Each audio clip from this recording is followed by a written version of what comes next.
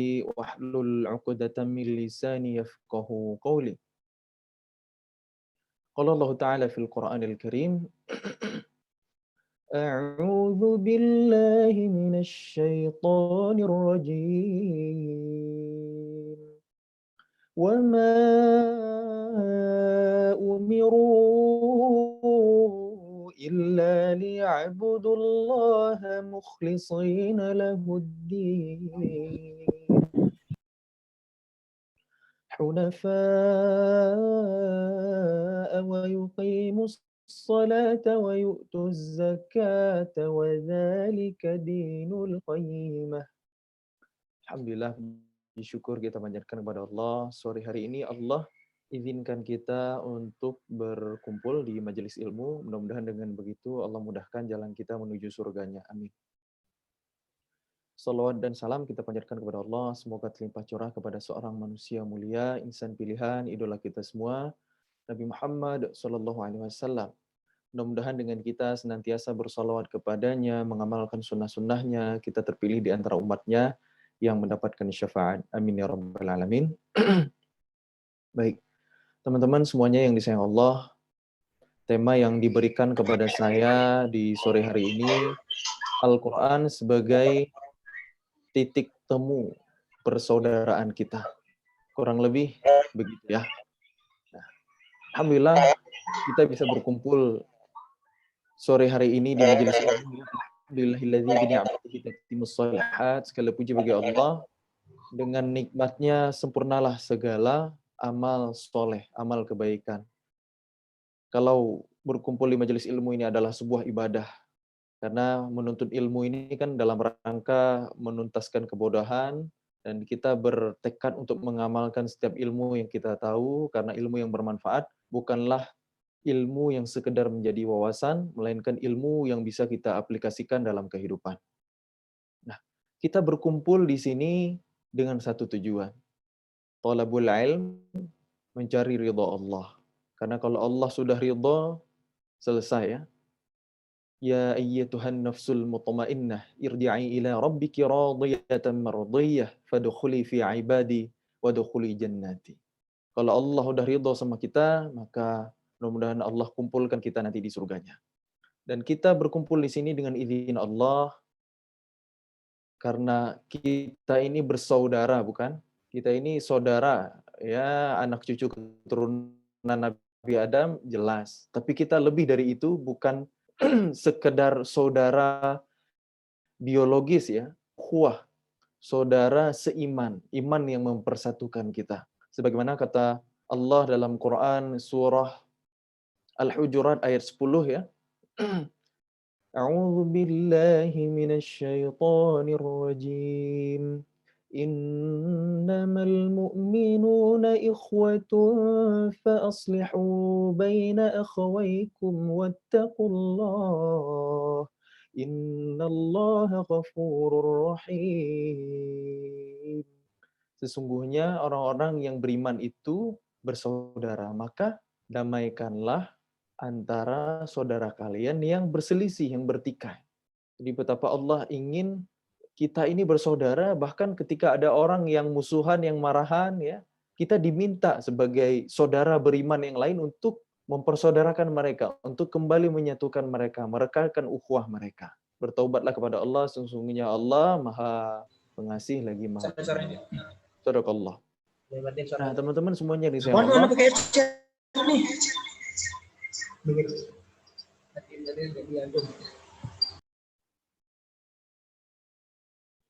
Itu juga misi Rasulullah SAW diutus ke dunia ini oleh Allah Subhanahu wa taala, yaitu untuk menyempurnakan akhlak ya, kemudian untuk mempersaudarakan kaum muslimin. Contoh konkret yang berhasil dipersaudarakan oleh Rasulullah SAW adalah antara kaum Muhajirin dan Ansar. Kaum Muhajirin itu orang-orang yang hijrah dari Mekah menuju Madinah, sedangkan Ansar itu penduduk asli Madinah. Nah, Rasulullah berhasil mempersatukan antara kaum Muhajirin dan Ansar. Allah berfirman dalam surah At-Taubah, A'udzubillahi minasyaitonirrajim. والسابقون الأولون من المهاجرين والأنصار والذين اتبعوهم بإحسان رضي الله عنهم ورضوا عنه وأعد لهم جنات تجري تحتها الأنهار خالدين فيها أبدا ذلك الفوز العظيم. Wassabiqunal awwalun, orang-orang yang paling awal, orang-orang yang paling dahulu, yang pertama-tama masuk Islam di antara orang-orang Muhajirin dan Ansar, dan orang-orang yang mengikuti mereka dengan baik. Allah ridha kepada mereka dan mereka pun ridha kepada Allah. Allah menyediakan bagi mereka surga-surga yang mengalir di bawahnya sungai-sungai, mereka kekal di dalamnya selama-lamanya. Itulah kesenangan yang agung, Masya Allah. Bukan hanya itu, Rasulullah juga berhasil mempersaudarakan antara dua kaum yang ada di Madinah, yaitu suku Aus dan Khazraj. Yang menurut sejarah, dua suku ini mereka sama-sama pendatang dari Yaman karena penduduk Arab ya, penduduk Mekah, penduduk Madinah, mereka adalah pendatang gitu. Suku asli asalnya nenek moyang mereka dari Yaman. Tapi setelah lama-lama di sana ya membentuk suku Bani, ada dua suku yang lama sekali bertikai ya, berselisih, bermusuhan, yaitu Aus dan Khazraj, tepatnya di kota Madinah. Kurang lebih selama 500 tahun, bayangin ya. Tapi setibanya Rasulullah SAW dengan Islam, dengan iman, dengan Al-Quran, Rasulullah SAW berhasil mempersaudarakan, berhasil menyatukan mereka di bawah naungan iman, naungan Al-Quran. Gitu. Ya, ternyata iman ini, Al-Quran ini menyatukan kita, mempersaudarakan kita, merekatkan ukhuwah kita. Jadi itu adalah konkret contoh nyata bahwa kalau kita beriman, kalau kita mempelajari Al-Quran, kalau kita mentadaburi Al-Quran, memahami Al-Quran, mengamalkan kandungannya, maka seharusnya akhlak kita juga semakin baik. Hubungan yang dibangun baik itu bukan hanya hablum minallah, bukan hanya kesolehan personal, tapi juga hablum minan nas, interaksi antar manusia. Karena manusia itu adalah makhluk sosial, ya. Nggak mungkin manusia itu hidup sendiri, pasti butuh kepada manusia yang lain, gitu. Karena kita saling melengkapi. Gitu. Kalau sendiri, itu namanya jomblo. Ya, kalau udah nikah, ya udah lengkap separuh agamanya. Ya, bercanda ya. Baik, teman-teman semuanya yang disayang Allah, sebenarnya tema yang diberikan ini ya, jujur saya pribadi karena bukan ustadz apalagi ulama, tidak terlalu dalam ya. Kalau saya ingin mengupas tema tentang ukhuwah ya, intinya itu ya, inti dua poin besar yang sudah saya sampaikan tadi ya, bahwa Rasulullah mempersaudarakan kaum Muhajirin dan Ansar, penduduk Makkah, kaum muslimin yang hijrah ke Madinah, dan penduduk asli Madinah yaitu kaum Ansar. Dan kemudian sebelum itu Rasulullah juga mempersaudarakan antara suku Aus dan Khazraj, dua suku yang ada di Madinah yang lama sekali berseteru. Maka itu cukuplah menjadi simbol bahwa Rasulullah SAW dengan misinya ya, dengan misinya yang mulia ya, dengan ajaran Islam yang sempurna, ajaran seluruh para nabi, wa nahnu lahu muslimun ya, Nabi Adam sampai Nabi Muhammad SAW sampai umat akhir zaman semuanya muslim, semuanya agamanya Islam, nggak ada agama yang lain. Kitab sucinya berbeda, syariatnya berbeda, tapi semuanya muslim, semuanya Islam. Jadi Islam itu sempurna, mengatur seluruh aspek kehidupan ya, dari hal yang terkecil, mohon maaf, dari urusan ke kamar mandi sampai ke level peradaban, sampai sosial, urusan muamalah ya. Biasanya kan orang, kenapa sih orang berantem? Apa sih sebabnya orang-orang itu bertikai gitu. Biasanya sebab orang-orang berantem itu salah satunya karena urusan dunia, karena urusan muamalah. Makanya coba perhatikan Al-Qur'an teman-teman. Ayat-ayat tentang muamalah itu turunnya di Madinah. Turunnya di Madinah dan biasanya panjang-panjang. Surah-surah As-Sab'ut Tiwal ya, 7 surat pertama yang panjang-panjang itu turun di Madinah. Al-Baqarah, Ali Imran, An-Nisa, Al-Maidah, turun di Madinah. Itu setelah hijrah ya. Kondisinya kan setelah hijrah kan. Kan titik awal hijrah kapan? Ketika Rasulullah berpindah dari Mekah ke Madinah. Itu titik awal hijrah. Maka setelah hijrah tugas kita adalah belajar. Memang betul Nabi berdakwah di Mekah itu selama belum turun. Masih ada sekitar 20-an surat lagi ya. Memang jumlah jumlah suratnya sedikit tapi ayatnya panjang-panjang dan jumlahnya lebih panjang. Kalau kita buka buku Sirah Nabawiyah, sejarah kehidupan Rasulullah SAW, riwayat kehidupan Nabi ketika di Madinah itu lebih panjang daripada kehidupan Nabi di Mekah. Padahal tapi lebih panjang ketika Nabi berdakwah di Madinah. Itu menandakan tugas kita setelah hijrah hari ini adalah belajar, mengilmui diri. Nggak cukup hanya hijrah, saya udah hijrah, udah cukup. Nggak ada. Karena hijrah itu ditungguin sama setan. Ketika Nabi mau hijrah itu dicegat sama setan, gimana gimana ceritanya? Syaitan ya, anak cucuku tentara iblis ya, ada satu orang setan ya, dari golongan iblis, karena setan iblis itu sama aja sebenarnya. Iblis itu petingginya, setan itu bala tentaranya, dan mereka semuanya dari golongan jin gitu ya. Nah, ketika Rasulullah mau berhijrah, petinggi-petinggi kafir Quraisy itu musyawarah. Ini kita apakan Muhammad ini? Dia terdengar berita Nabi Muhammad mau hijrah, kita apakan Muhammad dan pengikutnya ini? Muhammad itu biarin aja dia pergi, usir aja, ini usulan salah satu petinggi Quraisy ya. Biarin aja dia pergi kemanapun dia suka gitu. Kita di Mekah ini nggak ada lagi yang ganggu, nggak ada lagi yang memecah belah kita dengan ajarannya. Gitu. Kita bisa bebas di sini. Ada seorang kakek tua yang menyela gitu. Jangan, itu bukan sikap yang baik, tidak bijak.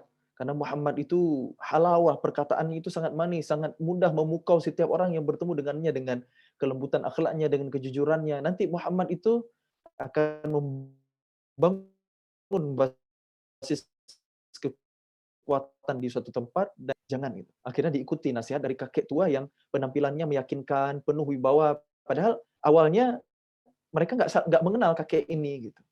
Jadi diizinkan untuk ikut musyawarah karena penampilannya sangat meyakinkan.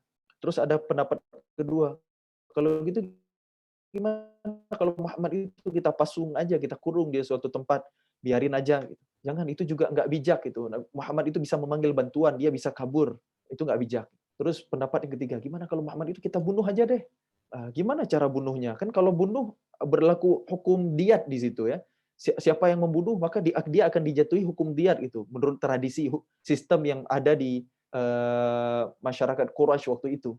Cara bunuhnya adalah kita utus setiap pemuda dari setiap kabilah yang ada, dari setiap suku yang ada, bawa pedang masing-masing, bunuh Muhammad secara keroyokan. Dengan begitu keluarganya Muhammad, Bani Hashim, tidak bisa menuntut balas diat ke siapa.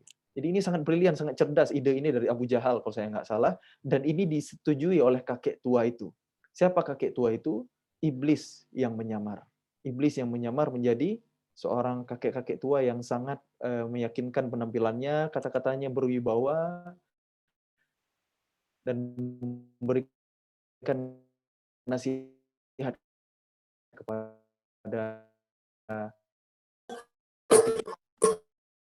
Quraisy itu. Iblis ditunggu oleh syaitan. Setelah hijrah kita hijrah kan sudah mengenal agama, sudah mengenal Allah, sudah dekat dengan Al-Quran, sudah rajin kajian misalnya. Jadi kan sampai setelah kita hijrah, memandang teman-teman kita yang belum hijrah itu, semoga Allah itu seluas langit dan bumi, sayang banget kalau hanya dinikmati oleh kita sendirian. Maka kita berdakwah.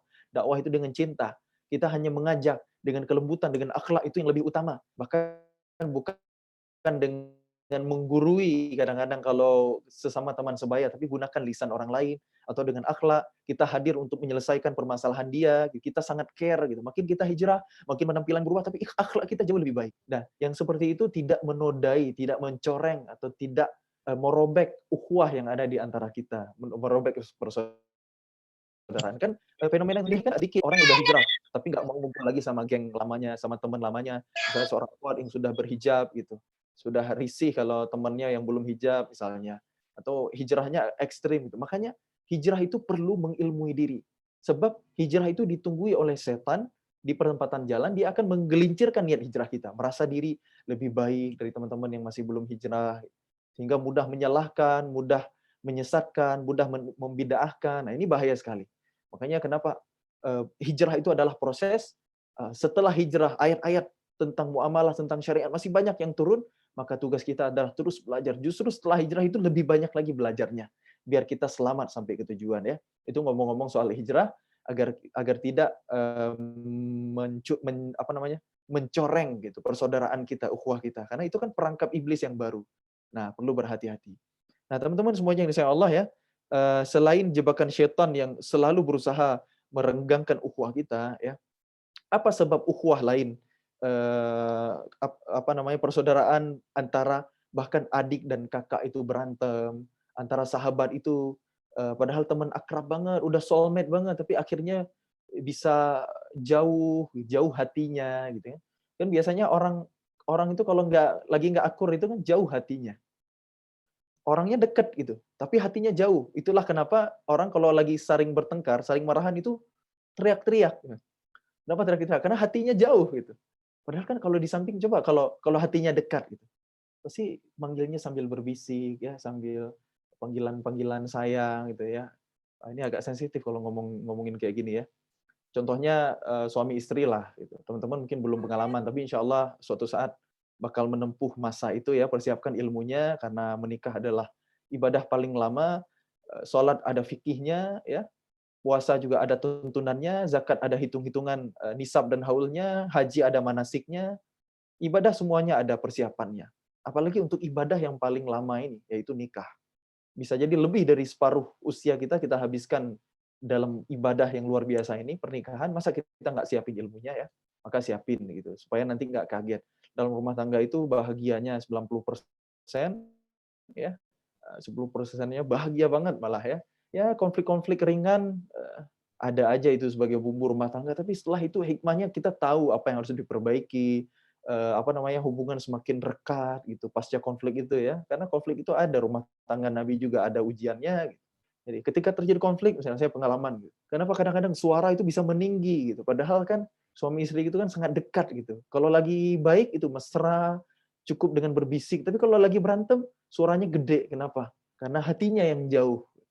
Nah, jadi gimana caranya mendekatkan hati? Ya, kalau sekarang teman-teman jangan didekatin dulu kalau belum halal gitu. Hati-hati ya. Nah, sebab perpecahan, sebab kita berantem, sebab ukhuwah kita renggang itu nggak lain dan nggak bukan karena urusan dunia, karena urusan muamalah biasanya. Coba lihat eh, antara dua orang kakak beradik misalnya bisnis bareng, tahu-tahu jadi musuhan banget. Kenapa?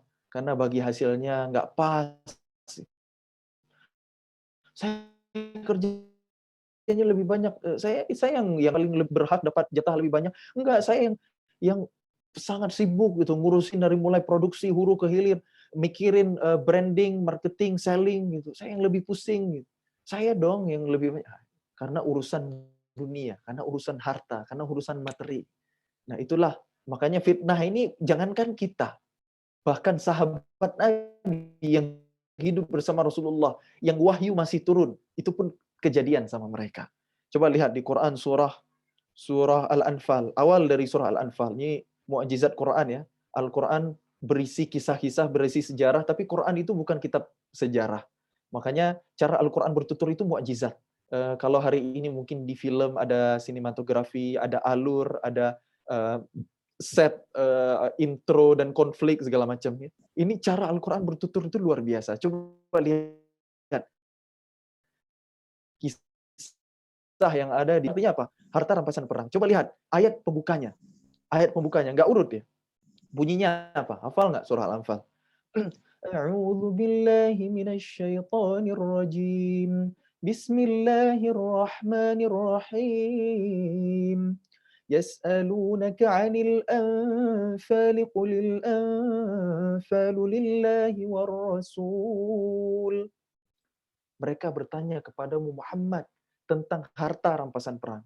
Katakanlah Muhammad, harta rampasan perang itu qulil anfalu lillahi war rasul, milik Allah dan Rasulnya. Selesai. Jadi ini surah Al-Anfal ini kan tentang perang Badar. Ayat pertamanya, perang udah selesai. Udah saatnya bagi-bagi ghanimah, bagi-bagi harta rampasan perang, udah menang nih. Tapi para sahabat Nabi berantem. Saya yang lebih berjasa, saya kan pasukan yang berjuang di garda terdepan gitu, yang langsung berhadapan dengan musuh gitu. Kami yang lebih berhak dapat lebih banyak, kami ada di pasukan pertahanan, kami yang melindungi Rasulullah. Kalau Rasulullah ada apa-apa gimana? Kami yang akan melarikannya ke Madinah. Jadi saling berantem gitu. Apa namanya? Merebutkan ghanimah, harta rampasan perang. Ini langsung ini, ayat pertamanya langsung udah klimaks, langsung udah konflik, berantem. Sebabnya apa? Gara-gara urusan harta, gara-gara urusan ghanimah. Maka hati-hati hari ini ya. Kalau ada orang yang berantem, itu biasanya sebabnya nggak jauh-jauh dari urusan dunia. Itulah kenapa soal syariat, soal muamalah itu lengkap detail sekali Allah gambarkan. Coba lihat, kata Nabi ya, eh, eh, tempat yang paling baik ya, khairu biqa'il ard, tempat yang paling baik di muka bumi adalah masajiduha, masjidnya. Dan tempat paling buruk di muka bumi kata Nabi ya, as-suq, pasar. Tempat paling buruk di muka bumi adalah pasar. Tapi ini jangan dipahami sepotong gitu. Oh kalau gitu kita umat Islam nggak usah berbisnis, nggak usah kaya, nggak usah menguasai ekonomi gitu. Nah, ini lebih salah lagi, ini fatal. Fatal salahnya kalau memahaminya begitu ya. Maksudnya masjid tempat terbaik. Sederhananya begini, kalau ada anak-anak main di masjid, disebut anak masjid. Bagus nggak kedengarannya? Bagus. Tapi anak-anak dia seharinya di pasar. Kita bilang anak pasar. Konotasinya negatif ya. Nah, pasar meskipun tempat paling buruk di muka bumi, tapi oleh Allah kaum muslimin dipinta untuk masuk sedalam mungkin untuk menguasainya. Karena sebaik-baik harta itu, sebaik-baik materi ekonomi itu ada di tangan kaum muslimin. Gitu. Nah, ini teman-teman dari Fakultas Ekonomi kan ya? Oh, Masya Allah, tabarakallah. Ini saya nggak merencanakan loh membahas topik ini ya. Ngomong-ngomong soal ekonomi syariah misalnya. Ini teman-teman yang udah apa namanya yang gabung di sini insya Allah ini udah pada soleh-soleh lah. Saya yakin secara ideologi, secara keimanan pasti yakinlah bahwa syariat Allah itu pasti yang terbaik, pasti solusi atas segala masalah untuk setiap problem yang ada di hari ini. Karena kalau ngomongin soal ekonomi teman-teman, gimana? Kan prihatin ya zaman hari ini dengan kapitalisnya, dengan ribawinya gitu. Yang kaya, yang miskin makin miskin gitu. Parah banget gitu. Padahal hari ini teknologi canggih, katanya peradaban modern, tapi kok seolah-olah kita mundur ke belakang gitu. Ketimpangan, kesenjangan sosial. Padahal dulu ketika di zaman Rasulullah itu, orang-orang kaya itu dengan infaknya, ya, Abdurrahman bin Sadar. Auf, Utsman bin Affan itu real. Kayanya itu dengan emas dan perak itu real banget. Tanah, kebun gitu. Real. Kalau hari ini kekayaan kita di digital itu. Sistemnya kolaps, hilang kekayaan kita kan gitu di zaman hari ini. Wallahu alam teman-teman lebih tahu lah soal ekonomi. Tapi teman-teman yang mau saya katakan adalah dulu di zaman Islam memimpin bumi ini lebih dari 13 abad lamanya, kan sekarang kita umat Islam lagi dalam keadaan kalah, lagi dalam keadaan tidak bersatu. Nah, ini berkait lagi dengan tema kita tentang ukhuwah ya.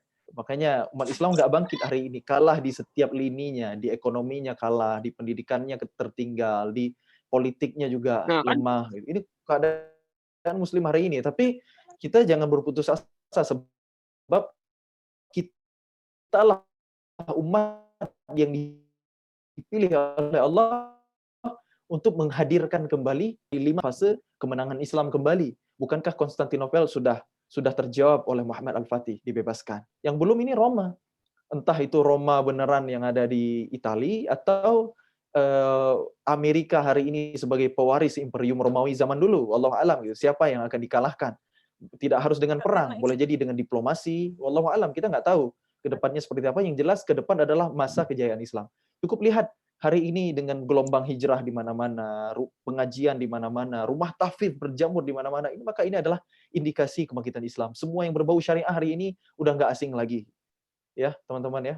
Syariah ya, pelan-pelan gitu. Hari ini wakaf udah mulai jadi trending topik gitu. Kenapa? Karena wakaf itu adalah solusi pendanaan umat. Gitu. Karena setiap peradaban Islam ya, daulah Islamnya semuanya itu paling besar dibiayai oleh wakaf. Jadi buat teman-teman hari ini yes. yang mau misalnya meneliti, bikin penelitian, jurnal ilmiah atau bahkan skripsi gitu, coba teliti tentang bagaimana sistem apa namanya wakaf bisa mendanai umat Islam itu di setiap peradabannya, mendanai militernya, rumah sakitnya, sekolahnya, pendidikan, pengobatan semuanya gratis dalam peradaban Islam. Orang kaya gratis. Hari ini orang miskin pun bayar. Bahkan masyarakat dicekik dengan pajak. Luar biasa. Dulu dari mana itu semua? Dari sistem wakaf. Ini luar biasa ini. Jadi kalau ngomong-ngomong soal ekonomi, ini wakaf ini adalah andalannya. Kenapa bisa begitu? Karena hari ini misalnya kita prihatin dengan sistem ribawi yang sangat merajalela ya dari hulu ke hilirnya gitu. Yang sistem syariah susah berkembang hari ini. Kenapa? Karena masyarakatnya belum siap. Masyarakatnya belum siap. Karena menegakkan syariat itu nggak cukup hanya dengan mengubah nama gitu ya. Perbankan cuma ditambahin embel-embel syariah doang. Pada praktiknya tidak sepenuhnya syariat. Kenapa? Kita perlu mempersiapkan orang-orangnya, perlu mempersiapkan imannya. Misalnya gini, kita mau menegakkan ekonomi syariah. Coba buka Quran surah Al-Baqarah.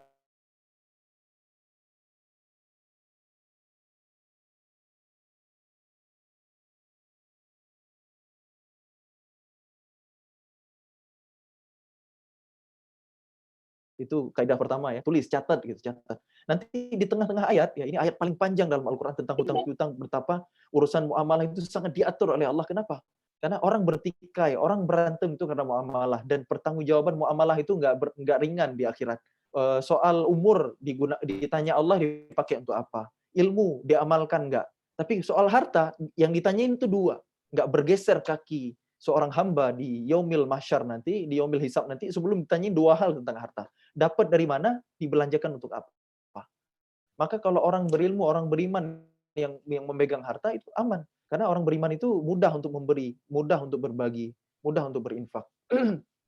Nah, teman-teman semuanya yang insya Allah, kenapa wakaf menjadi solusi untuk hari ini? Eh, Tadi saya sebelum masuk ke wakaf, saya tadi lagi menjelaskan tentang kenapa sistem syariah itu sulit ditegakkan hari ini. Karena masyarakatnya belum siap. Lihat sahabat Rasulullah didakwahi oleh Nabi di Mekah itu 13 tahun. Yang dipersiapkan Nabi apa? Yang dipersiapkan Nabi itu imannya, orang-orangnya. Ketika hijrah ke Madinah, yang dipersiapkan Nabi baru sistemnya pelan-pelan. Nabi nggak langsung membangun pasar. Padahal keahlian orang-orang Mekah itu adalah perdagangan, entrepreneurship. Allah memuji suku Quraisy langsung dalam surah Quraisy. Li'ilafi Quraisy. Karena kebiasaan orang-orang Quraisy. Ilafihim rihlatash syita'i was-sayf. Yaitu mereka bepergian pada musim panas dan musim dingin. Dalam rangka apa mereka rihlah? Mereka traveling di musim panas, musim dingin dalam rangka perdagangan. Orang Quraisy itu memang darahnya mengalir bakat untuk berdagang mereka luar biasa. Itu makanya nggak heran ada sahabat Nabi Abdurrahman bin Auf pas hijrah bawa diri doang, bawa baju di doang gitu. Ketemu dengan sahabat Ansar gitu. Eh, Kalau kamu mau, aku bisa kasih setengah dari kekayaanku buat kamu. Nggak perlu, kata Abdurrahman bin Auf. Dullani ala suq. Tunjukin kepadaku aja di mana pasar. Itu orang yang hebat. Skill yang hebat gitu tuh. Bangun bisnis tanpa modal. Cuma bawa diri aja gitu. Hari ini, hari pertama mungkin jadi kuli, dapat upah sedikit gitu. Jadi salah satu tips sukses bisnis dari Abdurrahman bin Auf, ridho dengan penghasilan yang sedikit, nggak peduli dengan nggak banyak sedikit, itu nggak peduli. Terus karena cerdas, karena skill skill entrepreneurship-nya luar biasa gitu. Bisa membaca pasar. Ini kebutuhan pasar orang-orang Madinah apa sih? Orang-orang Madinah itu mayoritas utamanya mereka adalah pertanian. Pasti butuh alat-alat pertanian, cangkul dan lain sebagainya. Kalau gitu jualan cangkul. Belum punya modal, partneran gitu. Kemampuan negosiasi itu juga penting bagi seorang pebisnis gitu. Sampai punya keuntungan, sampai bisa bikin gerai sendiri, sampai bisa bangun pasar sendiri. Itu bertahap, berproses gitu. Pas udah mulai ada untung sedikit gitu ya, udah punya bisa beli emas sebutir biji kurma, ngapain? Nikah. Jadi nikah itu jangan nunggu mapan. Abdurrahman bin Auf udah punya emas sebutir biji kurma, nikah dia. Penampilannya klimis, ditanya sama Rasulullah, Masya Allah, keren sekali penampilannya gitu. Ya Rasul, semalam aku menikahi gadis Ansar gitu dengan mahar sebutir biji kurma. Kalau begitu sembelihlah seekor kambing gitu. Umumkan pernikahan, rahasiakan khidbah gitu ya. Khawatir ditikung nanti. La haula wala quwwata illa billah. Bukan itu bahasan kita. Nah, jadi teman-teman, Rasulullah baru membangun sistem, membangun orang yang menjalankan, karena tanpa ilmu, tanpa iman itu nggak jalan di tempat, malah stuck gitu. Jadi pertama masih belanja di pasar Yahudi, muamalah dengan non Muslim ya boleh aja asalkan adil ya, tidak zalim, boleh-boleh saja. Rasulullah juga bermuamalah dengan dengan orang Yahudi awalnya sebelum membangun pasar sendiri. Tapi begitu momentumnya tiba, dibangunlah pasar kaum muslimin. Rasulullah cukup berkata, "Hadza suqukum." Ini pasar kalian. Pindah tuh yang tadinya belanja di pasar Yahudi pindah belanja ke pasar kaum muslimin gitu. Dengan sendirinya pasar Yahudi itu tutup. Hari ini juga begitu gitu. Kita mau mengalahkan ekonomi Yahudi kapitalis ribawi gitu. Mana nih ekonomi umat gitu. Nah, kita butuh yang perlu kita siapkan adalah orang-orang yang menjalankannya dulu. Orang-orang yang mengerti syariah dulu yang perlu disebar. Gitu. Teman-teman hari ini udah ahli ekonomi, maka lengkapi dengan ilmu dari Al-Qur'an, ilmu agama gitu, ilmu Islam gitu. Itu yang harusnya jadi prioritas biar kita nggak sekuler, biar kita nggak salah dan dalam menggunakan ilmu hari ini. Kita yang hari ini belajar ekonomi ala Adam Smith gitu. Dengan keuntungan dengan modal sekecil-kecilnya untuk meraih keuntungan sebesar-besarnya. Ya, itu kan nggak masuk gitu secara syariat. Masa nggak peduli halal haram? Gitu. Nggak peduli, modal dikit untuk gede itu. Halal haram sikat semuanya. Kan nggak dibahas di situ. Makanya itulah kenapa Umar bin Khattab berkata, jangan masuk ke pasar kami orang yang nggak mengerti halal haram. Gitu. Karena pasti dia akan memakan riba, ridho ataupun terpaksa. Jadi bahaya banget. Jangan mulai bisnis gitu, jangan mulai terjun mengaplikasikan ilmu sebelum teman-teman lengkapi dengan pemahaman ilmu agama, pemahaman ekonomi yang syariah gitu. Dan harus benar pemahamannya, harus utuh, harus kafah gitu. Kenapa ekonomi syariah hari ini sulit berkembang? Setahu saya bank syariah itu udah ada dari sejak tahun 95 atau 96 ya. Teman-teman lebih tahu ya. Ini udah lebih dari 25 tahun, hari ini tahun 2021, tapi asetnya nggak pernah lebih dari 5%. Sampai-sampai kan sekarang bank-bank syariah yang BUMN udah di merger sekarang, udah malah ya, cuma masih by proses ya. Yang udah baru Bank Syariah Mandiri jadi BSI segala macam ya. Tinggal menunggu gabung BNI sama BRI syariahnya. Lihat nggak pernah lebih asetnya dari 5%, nggak bertumbuh lebih dari itu. Padahal udah 26 tahun. Kenapa? Apa yang salah? Karena masyarakatnya belum siap untuk menjalankan syariah. Syariah itu bukan sekedar akad, bukan sekedar label. Butuh orang-orang yang paham agama dan butuh iman, butuh akhlak Islam untuk menjalankan itu. Contoh kecilnya ini. Surah Al-Baqarah ayat 282 yang tentang hutang piutang tadi ya. Kalau ada orang berhutang, sementara dia belum sanggup bayar, maka berikan waktu untuk penangguhan. Jangan dikutip dulu, jangan ditagih dulu. Itu akhlak Islam. Coba lihat, bisa nggak dijalankan kalau orang nggak punya akhlak Islam? Atau nggak beriman dengan ayat ini? Keenakan dia, ini kan udah jatuh tempo. Akhirnya Bank Syariah sendiri juga pakai bodyguard untuk menyita. Nah, ini kan nggak syariah yang seperti ini. Kita nyimpan uang di bank syariah. Untung sama dibagi, tapi rugi nggak sama ditanggung. Memang ada lembaga penjamin nasabah, betul ya. Tapi praktiknya seperti itu. Coba lihat, ada nggak pengurangan di rekening kita? Kalau uang kita yang diputarkan dengan akad murabahah, mudharabah, segala macam, terjadi kerugian. Kan harusnya rugi sama dibagi, ya, untung sama ditanggung. Kebalik ya. Rugi sama ditanggung, untung sama dibagi. Kan harusnya gitu. Tapi nyatanya hari ini kalau kita nyimpan uang di bank syariah, yang ada nambah-nambah bagi hasil, tapi nggak pernah ada debat pengurangan karena kerugian orang yang mempergunakan uang kita sebagai modal usaha segala macam. Jadi praktik syariah itu belum bisa kafah. Kapan bisa kafahnya? Kalau masyarakatnya udah siap, ilmunya udah siap gitu, jujurnya, amanahnya. Jadi ketika rugi ya di-report sebagai rugi, untung ya dikabarkan sebagai untung, nggak ada yang disembunyikan. Kalau memang belum sanggup bayar, yang memberi pinjaman pun menangguhkan. Itu kan akhlak Islam gitu. Tanpa akhlak Islam ini gimana ekonomi syariah bisa berkembang, bisa tegak gitu. Makanya kenapa butuh proses, segala sesuatu itu ada tahapannya. Terus apa dong solusinya melawan ekonomi ribawi hari ini, teman-teman? Yang sudah menjerat dari hulu ke hilir. Solusinya kata ulama adalah dengan amal soleh umat Islam yang bernama wakaf. Wakaf ini amal soleh luar biasa loh. Hari ini wakaf itu bukan sekedar wah ini amalan eksklusif nih, harus nunggu kaya dulu punya tanah diwakafin. Kita teman-teman wakaf itu sesederhana kalau nyumbang kabel mic aja ke masjid itu wakaf. Itu nyumbang satu butir batu bata aja wakaf. Bahkan wakaf tunai juga boleh. Menurut sebagian pendapat ulama dan hari ini disahkan oleh BWI Badan Wakaf Indonesia dalam undang-undangnya ya, maka kaidahnya al-hukmu yarfa'ul khilaf. Hukum itu mengangkat perbedaan pendapat ulama. Padahal wakaf dengan uang itu hanya boleh menurut mazhab Malikiyah. Mazhab Syafi'i termasuk yang nggak membolehkan. Karena pertimbangan ulama itu banyak sekali gitu. Karena uang itu kan mudah berpindah, mudah hilang gitu. Tapi mazhab Malikiyah asalkan dikonversikan langsung menjadi aset, langsung menjadi usaha produktif, langsung menjadi bangunan, nggak apa-apa. Boleh terima aja gitu. Cuma nazirnya, pengelola wakaf itu yang harus benar-benar mengilmui diri. Kan hari ini kita patut prihatin juga ya, prihatin gitu. Kalau ada lembaga-lembaga wakaf atau filantropi segala macam, akadnya wakaf, wakaf tunai uang misalnya, dipotong untuk operasional, untuk karyawannya segala macam, itu kan nggak boleh. Wakaf itu udah harta Allah, harus disalurkan sesuai dengan syarat dari wakifnya, dari orang yang berwakaf. Sedemikian detail itu syariat wakaf ini, karena wakaf ini amal soleh yang luar biasa membiayai peradaban Islam. Dan riba hari ini itu kan udah sistemnya udah kolaps, udah rapuh. Coba lihat utang negara makin makin numpuk gitu, nggak tahu kapan bisa dilunasinya. Kan gitu ya. Solusi dari ulama adalah dengan wakaf. Kenapa bisa begitu? Karena kata Allah dalam surah Al-Baqarah ya, wa ahallallahu al-bai'a wa harrama riba. Allah menghalalkan jual beli dan mengharamkan riba. Terus di ayat berikutnya ya, beberapa ayat berikutnya Allah berfirman lagi, yamhaqullahu riba wa yurbis shadaqat. Allah meluluh lantakkan riba dan menyuburkan sedekah. Lihat, jual beli halal, riba haram.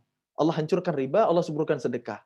Al-bai', jual beli, perdagangan, bisnis, dan sedekah itu bergabung dalam satu amal soleh yang bernama wakaf. Wakaf itu adalah sedekah. Idza matal insan in qata'a amaluhu illa min thalath, shadaqatin jariyatin. Sedekah yang terus mengalir pahalanya. Apa itu? Itu wakaf. Ulama sepakat yang dimaksud dengan sedekah jariyah adalah berwakaf. Menginfakkan harta di jalan Allah ya. Karena wakaf itu adalah payung yang paling besar dari amal soleh dalam rangka bermanfaat sosial itu. Itu sedekah payung paling besar. Mindahin duri di jalan juga sedekah. Ya. Senyum kepada saudara yang lain ya juga sedekah, betul ya. Tapi kalau ada kotak infak lewat, kita senyumin, nah itu bukan infak gitu. Itu nggak bisa dibilang sedekah dalam bentuk infak ya, karena infak itu spesifik untuk harta, ya. Jadi kalau ada lingkaran paling besar itu sedekah, ada lingkaran lebih kecil di dalamnya itu infak. Itu infak. Nanti di dalamnya ada zakat yang wajib, ada wakaf yang awalnya sunnah, tapi begitu mengikat dengan syarat dari seorang wakif. Nah, kalau kita lihat sedekah yang payung paling besar, itulah kenapa infak itu juga disebut sedekah. Nanti di dalamnya yang lebih kecil lagi, zakat itu juga disebut sedekah. Kan di ayat di surah At-Taubah, innamas shadaqatu lil fuqara'i